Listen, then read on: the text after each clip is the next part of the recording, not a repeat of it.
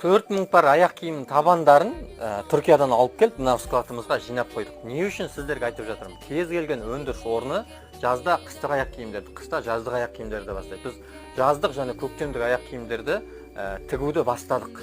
Бұл жерде не үшін сіздерге айтып отырмын? Биылғы көктемге жазға киетін аяқ киімдерді бізден сатып алыңыз. Бізден сіз сатып алу арқылы біздің өндірісіміздің ары қарай қалыптасуына мүмкіндік бересіздер. Бұл жерде өндіріс деп жатырмыз ғой.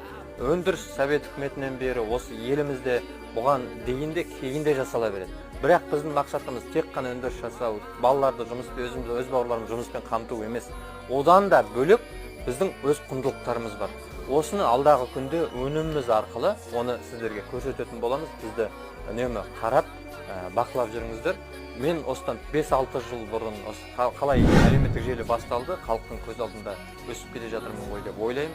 Және сіздердің үнемі